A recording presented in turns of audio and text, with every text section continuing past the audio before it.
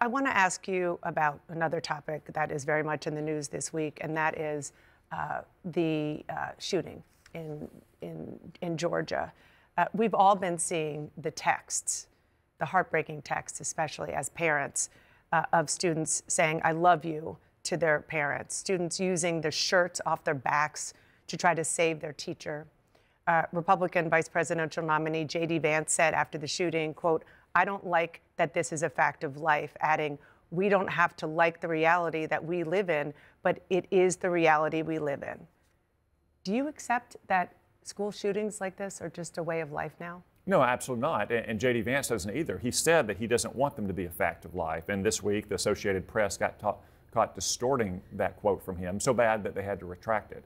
But here's what we also know about that shooting, even as we're still gathering all the facts.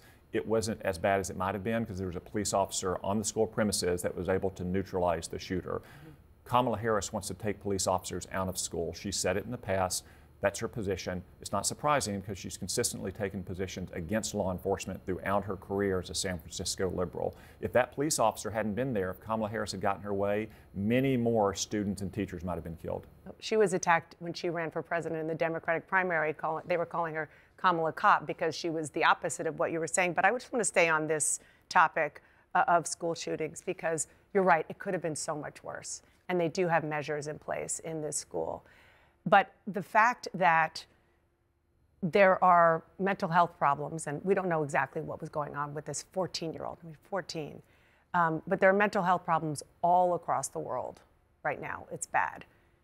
The difference between other countries and this country is that it is being expressed with gun violence.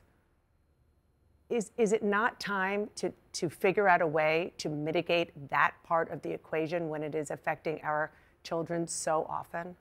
Well, I think one way to mitigate that is to enforce the laws we have on the books. Donald Trump did that. We had a severe crackdown on criminals using guns. Since Joe Biden and Kamala Harris have taken office, they have deprioritized that. They haven't focused on enforcing the laws that we have on the book. They focus on trying to take guns away from law-abiding citizens. That's not going to solve our crime problem. What will solve our crime problem is actually cracking down on gun crimes. They've directed U.S. attorneys in many cases not to pursue gun charges because those gun charges come with stiff mandatory minimums, which Kamala Harris opposes. So are these some of, I mean, do you see any action in the offing at all in the wake of this once again, or is it just going to be enforce the laws on the books? Well, again, enforcing laws on the books is one way to stop gun crime. Another way is to keep police officers at schools. Many schools across the country have police officers, but Kamala Harris and her friends on the radical left were successful in getting police officers out of many schools during the BLM riots in 2020 and what followed. So Congress won't do anything? Well, look, most law enforcement happens at the local level. These police officers are not federal agents, they're local police department officers. But again, Kamala Harris and her friends on the radical left who oppose law enforcement, they wanted to get them out of schools. That's one way. It's not the only way, and it's not a silver bullet, but that's one way to help protect these schools, among many others. Before I let you go, if Donald Trump wins, do you want to be defense secretary? I'm focused on Donald Trump winning, just as he's focused on winning. There's plenty of time for him to put together a great team after the election, which I know he will.